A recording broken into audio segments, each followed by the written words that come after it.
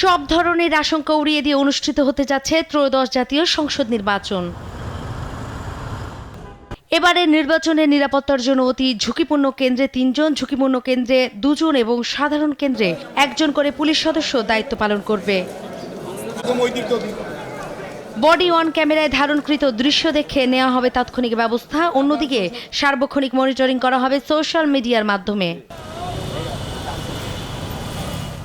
Vote পূর্বে, ভোটের দিন এবং ভোট পরবর্তী ৩ ধাপের পৃথক নিরাপত্তার প্রস্তুতি নেওয়া হয়েছে। একই সঙ্গে ভোট কেন্দ্রগুলোর অবস্থান ও ঝুঁকির মাত্রা বিবেচনায় নিরাপত্তা পরিকল্পনা গ্রহণ করা হয়েছে।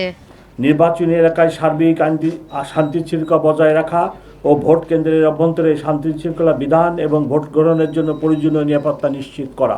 ডিএমপির কমিশনার জানান, রাজধানীর প্রতিটি ওয়ার্ডে কন্ট্রোল রুম স্থাপন করা হবে। ভোট কেন্দ্র থেকে কোনো সমস্যার খবর এলে সঙ্গে সঙ্গে সেখানে বাড়তি বাহিনী পাঠানো হবে। স্ট্রবেরি সুপার ডটেড ও ক্লাসিক ভ্যারিয়েন্ট সেন্সেশন জাগুক শিহরণ।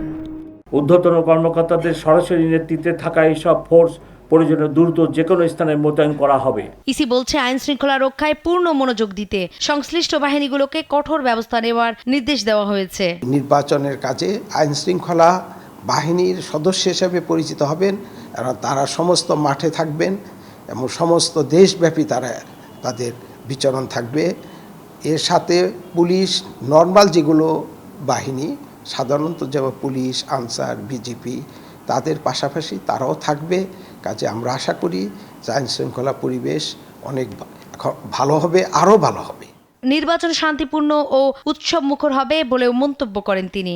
জন্য সহায়ক হবে। নূপুর মাহমুদ, দেশ টিভি, ঢাকা।